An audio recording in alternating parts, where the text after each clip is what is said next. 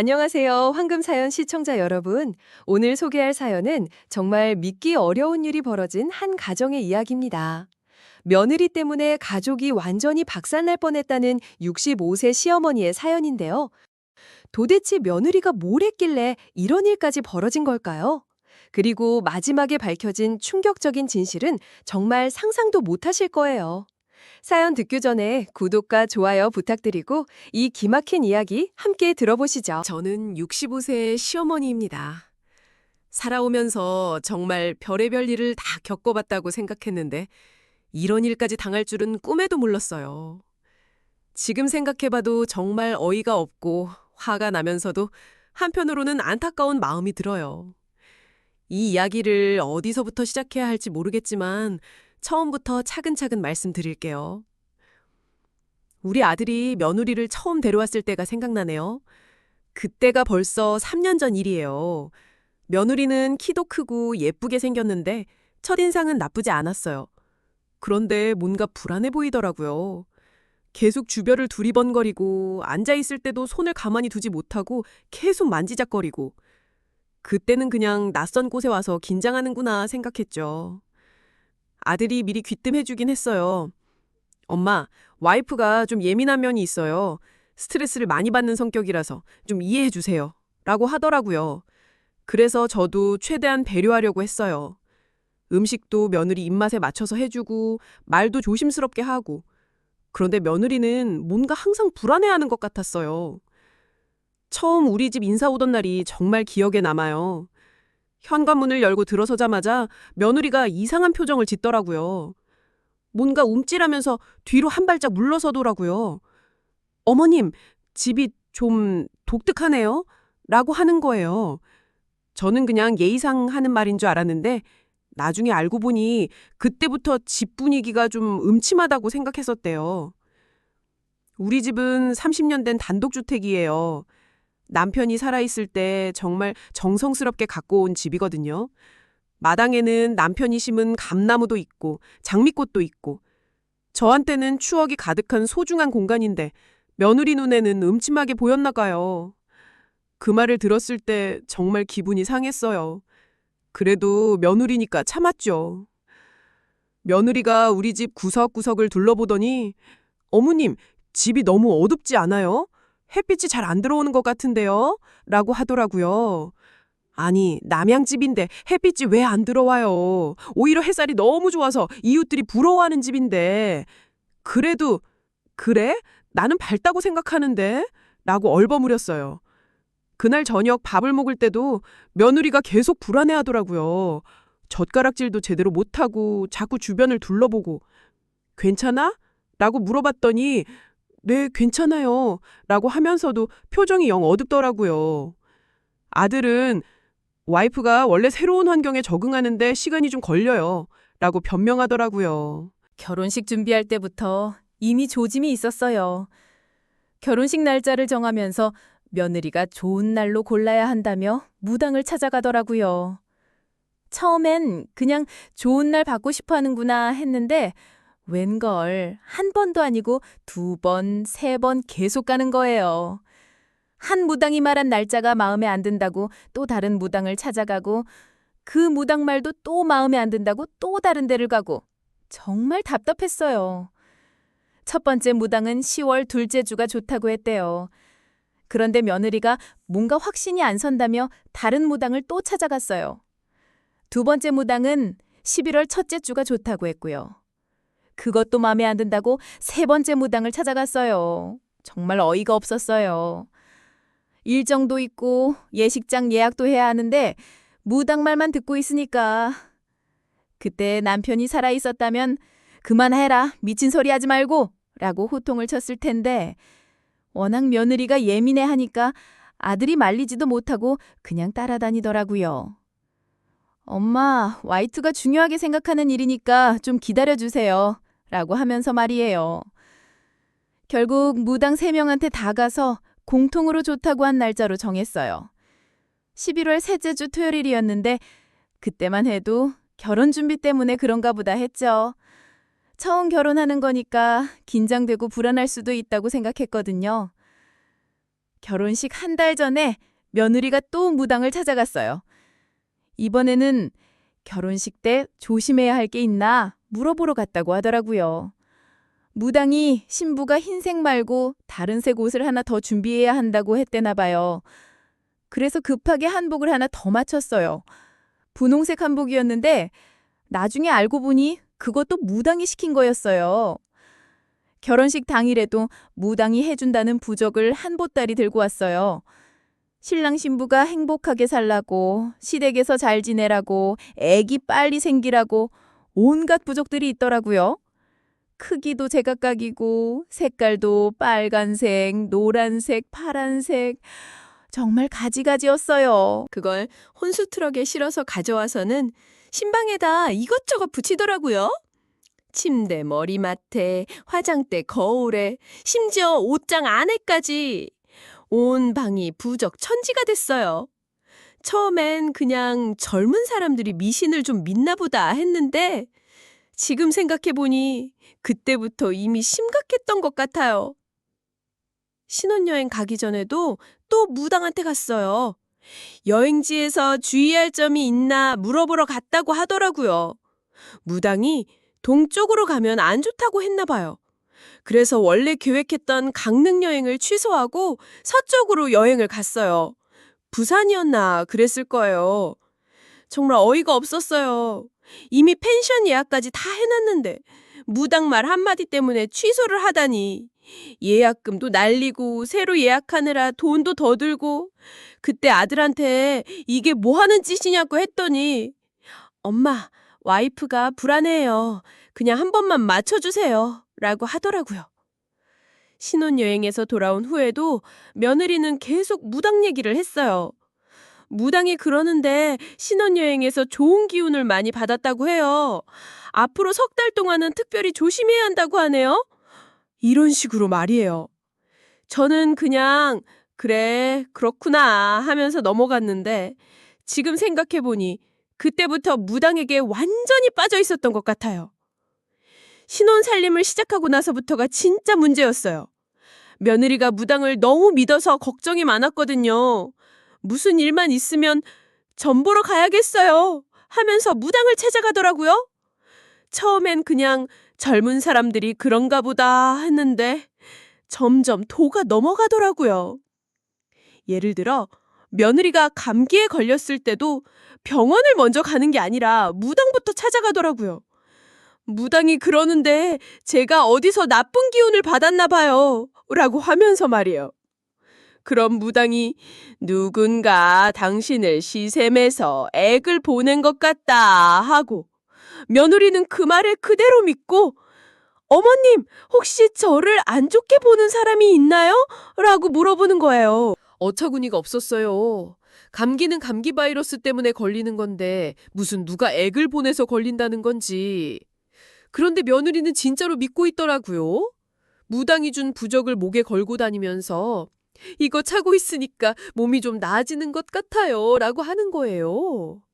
그 부적이라는 게 빨간 천에 뭔가 써서 접어놓은 건데 보기에도 우스꽝스러웠어요. 그런데 며느리는 그걸 하루 종일 목에 걸고 다니더라고요. 밥 먹을 때도 잠잘 때도 심지어 샤워할 때도 벗지 않으려고 하더라고요. 한 번은 며느리가 화장실에서 넘어졌어요. 바닥이 미끄러워서 그런 건데 며느리는 누군가 저한테 해코지를 하려고 한다며 또 무당을 찾아갔어요.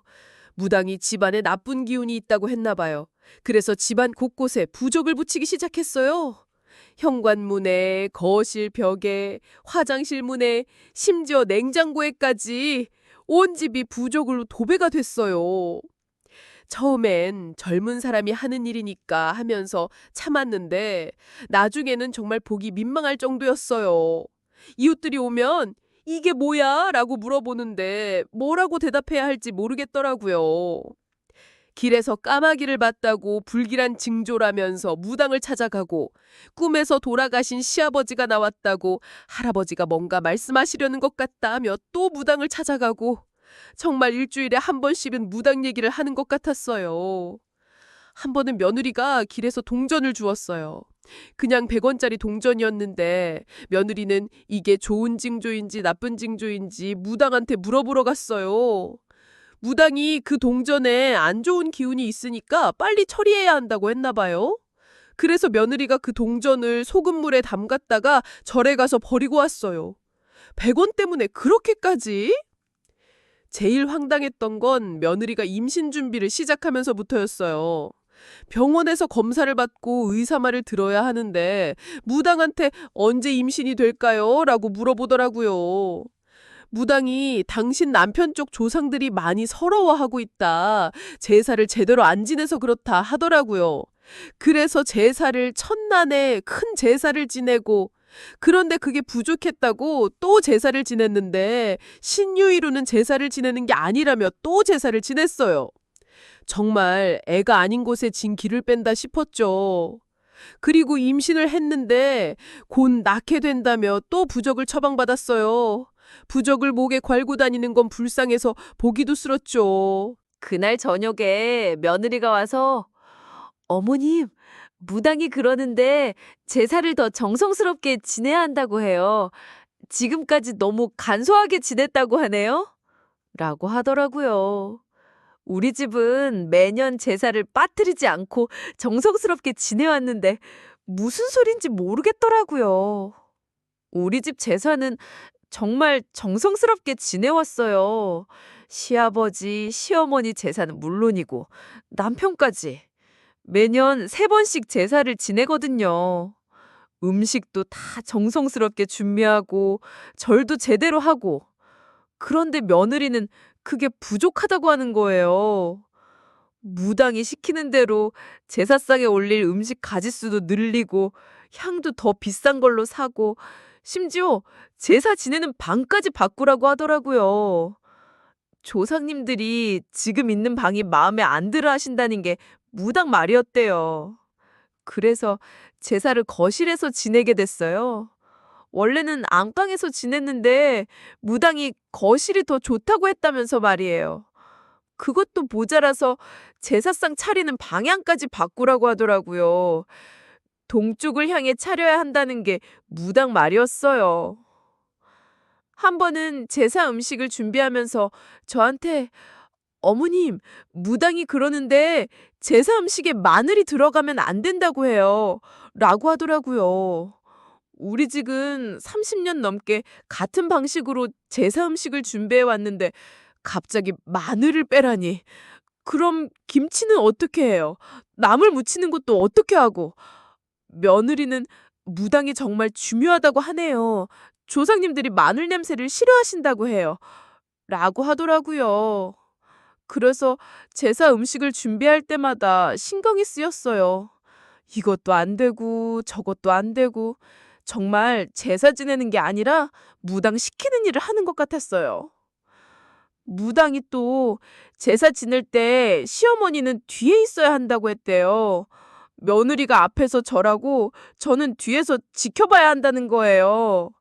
30년 넘게 제가 주도해서 제사를 지내왔는데 갑자기 며느리가 앞에 나서고 저는 뒤로 물러서라니 정말 기가 막혔어요.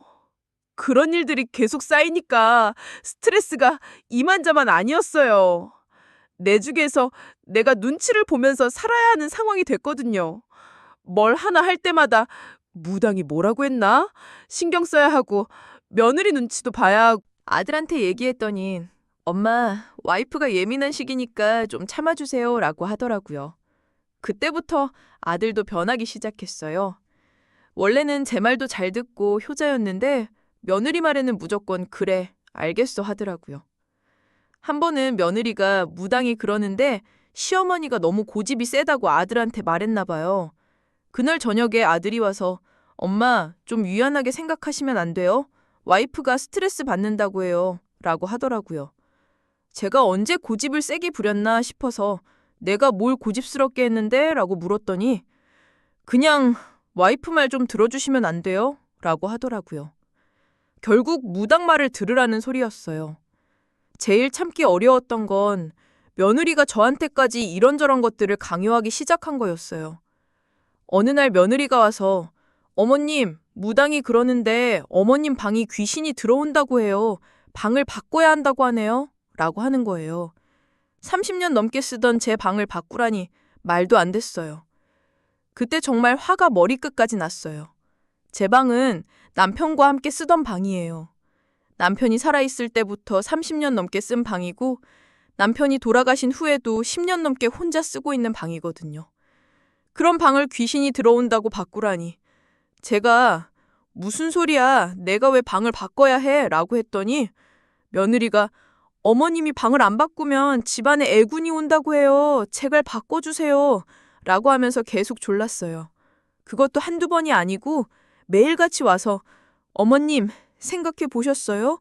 무당이 정말 심각하다고 하네요. 라고 하는 거예요. 정말 화가 났어요. 남편 돌아가시고 나서 그 방에서 혼자 지낸 지가 벌써 10년이 넘었는데 무슨 귀신이 들어온다는 건지. 그 방은 제게 너무나 소중한 공간이거든요. 남편과의 추억이 고스란히 담겨 있는 곳이니까요. 그 방에는 남편이 쓰던 책상도 있고 남편이 입던 옷들도 아직 옷장에 걸려 있어요. 남편이 좋아하던 라디오도 있고 남편이 마지막에 읽던 신문도 그대로 놓여 있고. 어떻게 그런 방을 바꾸라고 할 수 있는지 이해가 안 됐어요. 남편이 아플 때 간병했던 곳이기도 하고 남편이 마지막 숨을 거둔 곳이기도 하고 그런 곳을 귀신이 들어온다고 바꾸라니 정말 받아들일 수 없었어요. 그 방은 절대 못 바꿔. 나한테는 너무 소중한 곳이야. 라고 했더니 며느리가 울기 시작하더라고요. 어머님이 이러시면 저희가 어떻게 살아요? 무당이 진짜 심각하다고 하는데? 라고 하면서 눈물을 흘리는 거예요. 그 모습을 보니까 좀 미안하기도 했지만 그렇다고 제 방을 바꿀 수는 없었어요. 며칠 후엔 더 황당한 소리를 하더라고요. 무당이 어머님이 빨간 옷 입으면 안 된다고 해요. 집안이 망한다고 하네요. 라고 하면서 제가 좋아하는 빨간 블라우스까지 치우라고 하는 거예요. 그 블라우스는 남편이 제 60회 생일에 사준 거였는데 어떻게 그걸 치우라고 할 수 있는지. 그날이 생각나네요. 남편이 당신이 빨간색을 좋아하니까 특별히 골라준 거야. 라면서 직접 골라준 옷이었거든요. 백화점에 가서 한참을 고르더니 이 색깔이 당신한테 제일 잘 어울려. 라고 하면서 사준 거였어요. 남편이 사준 마지막 선물이기도 했고요. 왜 내가 내 옷을 못 입어야 하는데? 라고 물었더니 며느리가 어머님이 이해해 주셔야 해요. 저희 부부 생각도 좀 해주세요. 라고 하더라고요. 더 황당한 건 어머님이 저녁 7시 이후에는 집 밖으로 나가면 안 된다고 해요. 라는 소리까지 했어요. 무당이 그랬다면서 제 외출까지 통제하려고 했던 거예요. 제가 친구들이랑 저녁 먹고 오는 것도 못하게 하고 동네 마트에 장 보러 가는 것도 못하게 하려고 했어요. 어머님이 밤에 돌아다니시면 나쁜 기운을 집으로 가져온다는 게 무당 말이었대요. 65세 할머니가 저녁에 나가서 뭔 나쁜 기운을 가져온다는 건지 정말 어이가 없었어요. 저는 원래 친구들이랑 일주일에 한두 번씩 저녁에 만나서 수다도 떨고 밥도 먹고 그러거든요. 남편 돌아가시고 나서 그게 제일 큰 낙이었어요. 혼자 있으면 외롭기도 하고 쓸쓸하기도 해서 친구들이랑 만나는 시간이 정말 소중했는데 내가 언제부터 무당 말을 들어야 하는데 내 인생을 내가 살겠다고 했더니 며느리가 울면서 어머님이 이러시면 저희 부부가 어떻게 살아요? 무당이 정말 심각하다고 하는데 라고 하더라고요. 그 모습을 보니까 정말 답답하더라고요. 어쩜 저렇게까지 무당말에 매달릴 수 있는지. 며느리는 진짜로 무당말이 다 맞다고 믿고 있었어요. 무당이 시키는 건 무조건 해야 하고 무당이 하지 말라는 건 절대 하면 안 되고. 한 번은 며느리가 저한테 어머님, 무당이 그러는데 어머님이 텔레비전 보는 시간도 정해야 한다고 해요. 라고 하더라고요. 무당이 시어머니가 밤늦게 텔레비전을 보면 집안에 소음 때문에 나쁜 기운이 쌓인다고 했다나 뭐라나 정말 기가 막혔어요. 제가 밤에 혼자 텔레비전 보는 게 무슨 죄가 되나요? 남편 돌아가시고 나서 밤에 잠이 잘 안 와서 텔레비전 보면서 시간을 보내는 건데 그것까지 제약을 두다니. 아들에게 이 얘기를 했더니 더 기가 막혔어요. 엄마, 그냥 좀 맞춰주세요. 와이프가 불안해해요. 라고 하면서 며느리 편만 들었거든요. 정말 화가 났어요. 제가 뭘 잘못했다고 무당말 듣고 이것저것 못하게 하는 건지 이해가 안 갔어요. 너희 아버지가 살아있었다면 이런 헛소리를 듣고만 있지 않았을 텐데 라고 했더니 아들이 엄마, 아버지 얘기는 그만하세요. 와이프가 예민한 상태인데 좀 이해해 주시면 안 돼요? 라고 하더라고요. 그때 정말 속이 상했어요.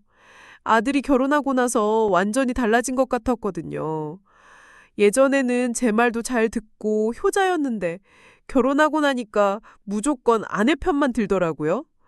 물론 부부가 서로 편을 들어주는 건 좋지만 너무 무조건적으로 며느리 말만 믿는 것 같아서 서운했어요. 내가 언제 며느리를 힘들게 했어. 오히려 내가 참고 있는 건 투성이인데. 라고 했더니 아들이 엄마도 좀 양보하세요. 와이프가 임신하려고 스트레스 받고 있잖아요. 라고 하더라고요. 며느리는 무당한테 가서 시어머니가 협조를 안 해주신다고 하소연했나 봐요. 그러니까 무당이 시어머니가 며느리를 방해하고 있다. 더 큰 굿을 해야 한다고 했다면서 또 돈을 요구하더라고요. 그때부터 며느리가 저를 보는 눈빛이 달라졌어요. 마치 제가 자기를 방해하는 악역인 것처럼 보더라고요. 인사도 대충 하고 밥 같이 먹자고 해도 바빠서라면 피하고 정말 서운했어요. 한 번은 제가 며느리한테 우리 좀 대화를 해보자 했더니 어머님이랑 대화하면 기운이 나빠진다고 무당이 그랬어요 라고 하는 거예요. 정말 어이가 없었어요. 시어머니랑 대화하는 게 기운을 나쁘게 한다니. 그 이후로 며느리는 저랑 말도 제대로 안 하려고 했어요. 필요한 얘기만 딱딱하게 하고 평상시에는 마주쳐도 인사만 하고 지나가더라고요. 같은 집에 살면서도 남처럼 지내는 것 같았어요. 아들한테 며느리가 요즘 나를 피하는 것 같아 라고 했더니 엄마가 와이프를 너무 부담스럽게 해서 그런 것 같아요 라고 하더라고요. 제가 언제 며느리를 부담스럽게 했나 싶어서 어이가 없었어요. 어느 날 며느리가 또 무당을 다녀와서는 어머님, 무당이 그러는데 어머님이 아침에 일찍 일어나시는 게 저한테 안 좋다고 해요. 라고 하더라고요. 저는 원래 새벽 5시에 일어나서 운동도 하고 집안일도 하는데 그게 며느리한테 안 좋다는 거예요. 왜 내가 일찍 일어나는 게 너한테 안 좋아? 라고 물었더니 무당이 그러는데 시어머니가 새벽에 움직이면 집안의 기운이 어수선해진다고 해요. 라고 하더라고요. 정말 말도 안 되는 소리였어요. 그래서 아침에 조용히 움직이려고 노력했어요. 발소리도 안 나게 하고 물소리도 안 나게 하고 내 집에서 내가 눈치를 보면서 다니는 게 정말 기가 막혔어요. 결정적인 사건은 며느리가 임신이 안 된다고 난리를 피우면서 일어났어요. 결혼한 지 1년이 넘도록 아기가 안 생기니까 며느리가 초조해 하더라고요. 병원에 가서 검사를 받아보라고 했는데 무당부터 찾아가더라고요. 무당이 뭐라고 했는지 아세요? 시어머니 때문에 아기가 안 생긴다고 했대요. 제가 어떻게 아기가 안 생기는 것과 관련이 있다는 건지 정말 어이가 없었어요. 그날 저녁에 며느리가 와서 제 앞에 앉더니 진지한 표정으로 어머님, 무당이 그러는데 어머님 때문에 아기가 안 생긴다고 해요. 라고 하는 거예요. 그 말을 들었을 때 정말 기가 막혔어요. 내가 어떻게 네 아기와 상관이 있다는 거야? 라고 했더니 무당이 그러는데 어머님이 저희 부부한테 안 좋은 기운을 주고 있다고 해요. 특히 임신에 방해가 되는 기운이라고 하네요. 라고 하더라고요. 더 황당한 건 어머님이 액막이 굿을 해야 한다고 하네요. 라고 하면서 300만 원짜리 굿을 하라고 하는 거예요. 그것도 저보고 돈을 내라는 게 아니라 제가 직접 굿판에 나가서 굿을 받으라는 거였어요. 무당에 그러는데 어머님이 직접 굿을 받아야 애기 풀린다고 해요. 그래야 저희한테 애기가 생긴다고 하네요. 라고 하더라고요. 정말 어이가 없었어요. 평생 교회 다니면서 하나님만 믿고 살아온 저한테 구술하라니. 그건 제 신앙에도 어긋나는 일이었거든요. 나는 평생 하나님만 믿고 살아왔어. 굿 같은 건 할 수 없어. 라고 했더니 며느리가 그럼 어머님 때문에 저희가 평생 아기를 못 가져도 되나요? 라고 하더라고요. 정말 황당했어요. 자기들이 아기가 안 생기는 걸 저 탓으로 돌리다니. 병원 가서 검사나 제대로 받아봐. 라고 했더니 병원은 이미 다 가봤어요. 의사가 별 문제 없다고 하는데 왜 아기가 안 생기겠어요? 분명히 다른 이유가 있을 거예요. 라고 하더라고요. 그래서 그럼 더 큰 병원 가서 정밀검사 받아봐. 라고 했더니 무당이 그러는데 병원으로는 해결이 안 된다고 해요. 영적인 문제라고 하네요. 라고 하더라고요. 정말 답답했어요. 그래, 나가라. 무당 믿는 며느리랑은 못 살겠다. 라고 했더니 정말로 아들 내외가 나갔어요. 그날 밤 짐을 싸서 나가는 걸 보면서 정말 가슴이 아팠어요. 하지만 한편으로는 화도 났고 서운하기도 했어요. 그날 밤 아들이 짐을 싸면서 저한테 엄마, 진짜 이렇게 하실 거예요? 라고 물어보더라고요. 그래, 나가라. 너희가 무당을 더 믿는다면 나갈 수밖에 없지. 라고 했어요. 며느리는 끝까지 어머님이 마음을 바꿔주시면 안 나가도 돼요. 라고 하더라고요. 굿만 해주면 같이 살 수 있다는 소리였어요. 하지만 저는 절대 그럴 수 없었어요. 아들이 엄마, 나중에 후회하셔도 몰라요.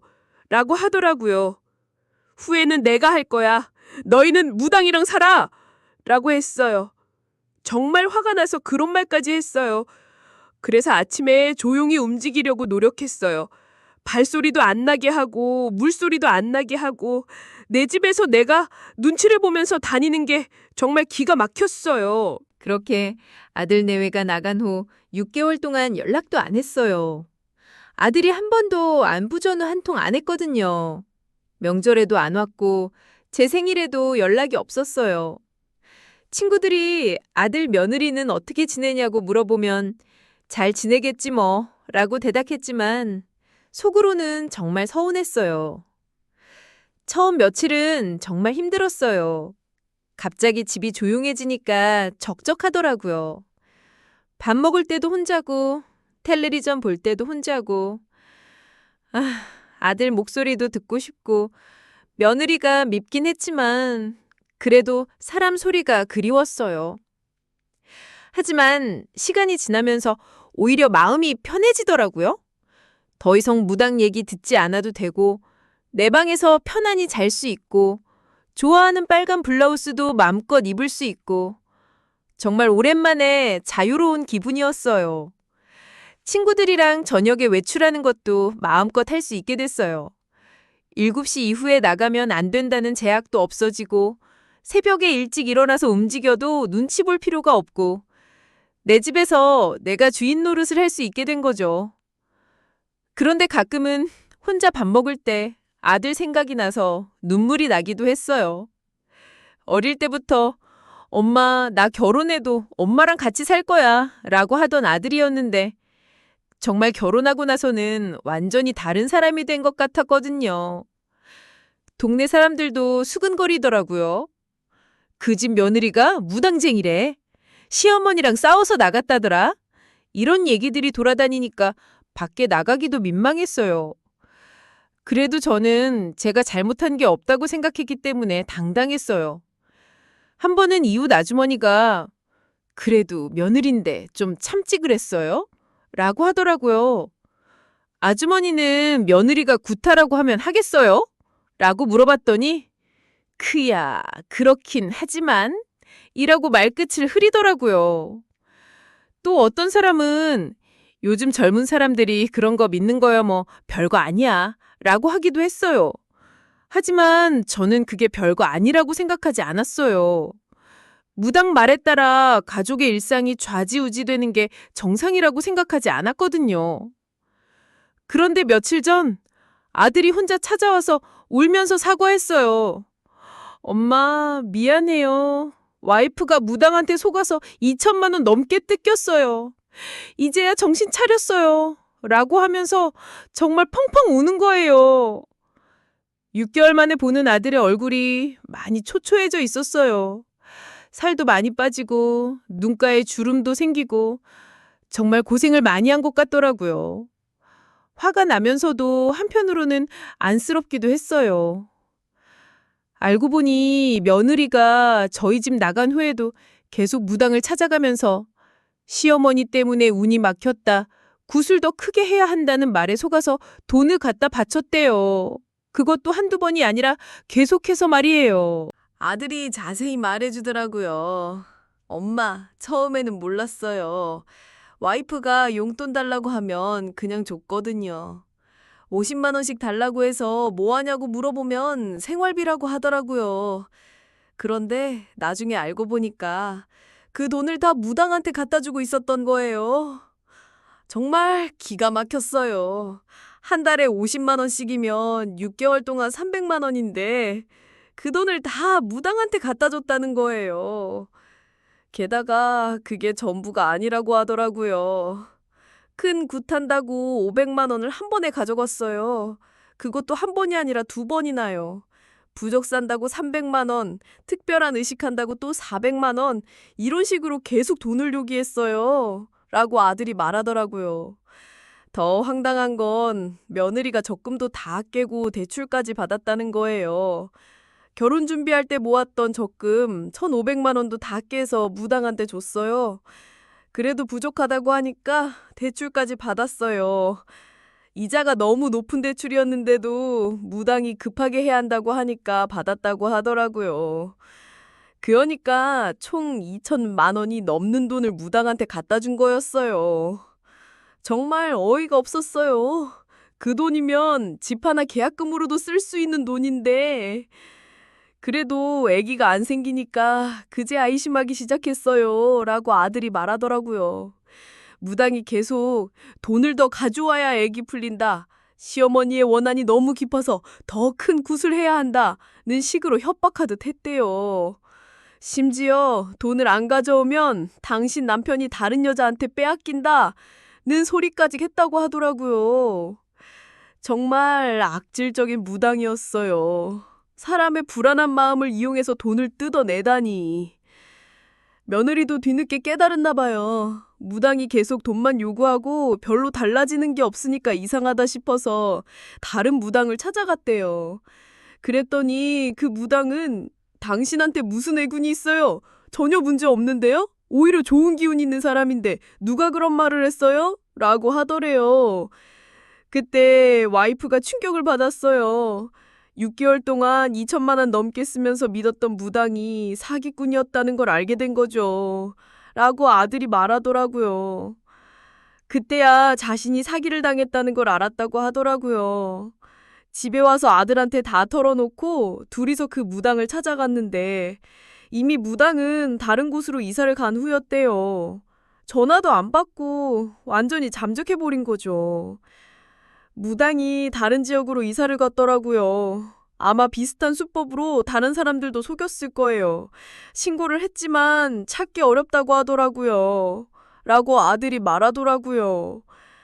아들이 계속 사과하면서 엄마 정말 죄송해요. 엄마 말이 다 맞았는데 저희가 너무 어리석었어요.